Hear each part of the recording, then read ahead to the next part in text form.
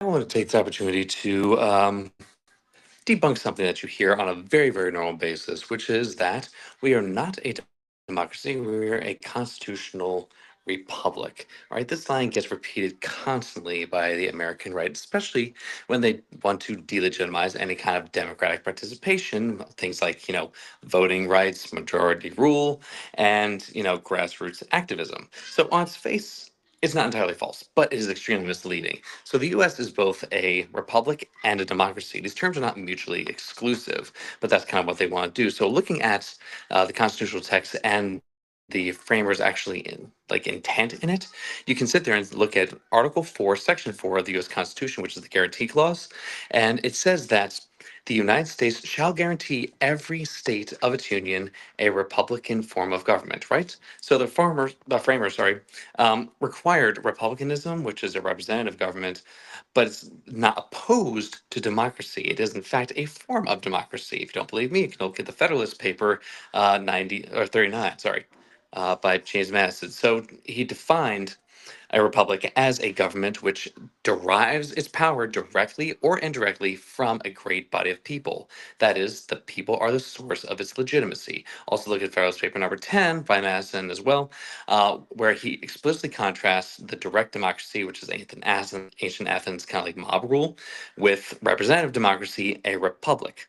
And the founders basically feared majoritarianism without any safeguards, so they still affirm that republicanism is a form of democracy. So, constitutionally speaking, we are not an autocracy, not an aristocracy, or a monarchy. We're a democracy in republican form. Now, that is also to say, democracy versus republic isn't a false dichotomy right here. So, democracy is, of course, ruled by the people. Republic is a system of government where power rests with people that are elected representatives constrained by a constitution. Therefore, a republic is a subset of democracy. The US is a constitutional republic, which is itself a type of representative democracy.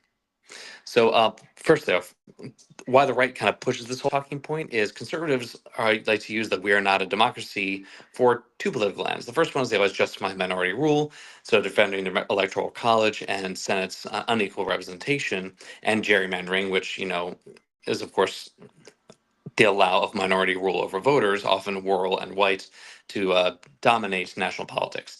But by saying that we are not a democracy, they are stating there's saying that majority rule doesn't matter. So to undermine, the other thing they do is to undermine, voting rights.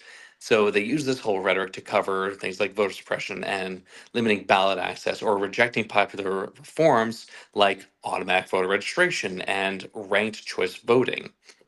So the implication here is that the real America isn't a majority participation, but a maintaining a certain constitutional order, is what the way they like to say it, that just so happens to benefit conservatives. Funny how that works, right? And last but not least, you have to look at how you basically debunk the whole concept with legal precedent. So first thing I would suggest to look at is something called Reynolds versus Sims, which is 1964. The Supreme Court basically affirmed that the conception of political equality can mean only one thing: one person, one vote. That is democracy. And then you also have Vic Wu versus Hopkins. That was 1886, which is a while ago. But back then, the court basically held that voting is a fundamental political right because preserve as a fundamental right because preservative of all rights. Again, democratic principle. Then you also have 2015, which is a more recent one. You have Arizona State Legislature versus Arizona Independent Redistricting Commission, where the court explicitly referred to the United States system as a form of representative democracy. So, the Supreme Court has repeatedly affirmed that the US is not a republic, but a democracy grounded in popular sovereignty. So, the real answer, whenever this kind of thing comes out, whenever a conservative says we're not a democracy, we're a republic, the scholarly answer thing to say is actually that the United States is a constitutional republic, which is a representative democracy. The term is not mutually exclusive. They describe the same system at different levels, and the founders have designed a democracy in which constitutional safeguards, not a system of minority rule, is permanent. So, again, if you want to look at this as a constitutional scholar's kind of verdict, the right wing talking point is a rhetorical sleight of hand, a way of normalizing anti majoritarian rule. Our constitutional guarantee uh, is a Republican form of government precisely because that is how democracy survives through representation, checks and balances, and majority rule tempered by rights. There's no other way to really look at it unless you're being disingenuous about your approach.